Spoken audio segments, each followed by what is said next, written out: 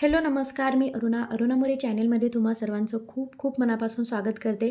तुमच्याकडे एखादे पाहुणे येणार असतील आणि तुम्हाला जर पनीर बनवायचे असेल, तुमच्याकडे पनीर मसाला अवेलेबल नाही, तर तुम्ही अशा पद्धतीने भाजी नक्कीच ट्राय करून बघा.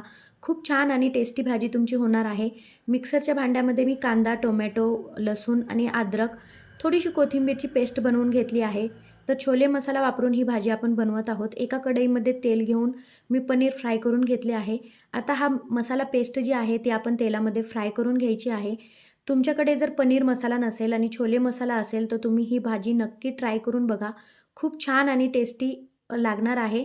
तर इथे मी गरम मसाला, धनिया पावडर, थोडीसे सुहाना गरम मसाला आणि छोले मसाला टाकून हे परतून घेतले आहे. त्यामध्ये थोडीशी लाल तिखट आणि चवीपुरते मीठ टाकून हे देखील आपण मिक्स करून घ्यायचे आहे.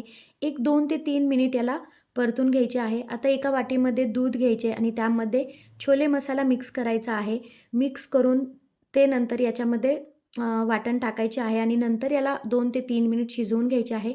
आता हे जे पनीर फ्राय केले आहे हे यामध्ये ॲड करून याला देखील 2 ते 3 मिनिट व्यवस्थित शिजवून घ्यायचे आहे.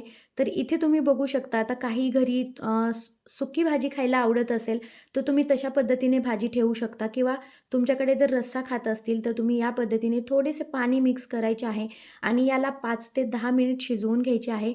वरून थोडीशी कोथिंबीर ॲड करूयात आणि इथे तुम्ही बघू शकता चमचमीत अशी पनीरची रेसिपी आपली बनवून तयार झालेली आहे. एक 5 ते 10 मिनिट याला देखील शिजवून घ्यायचे आहे. अशा पद्धतीने तुम्ही भाजी ट्राय करून बघा. आपले पनीर जे आहे ते व्यवस्थित स्मूथ असं शिजलं जातं आणि एक छोट्यांपासून मोठ्यापर्यंत सगळ्यांना ही रेसिपी आवडणार आहे.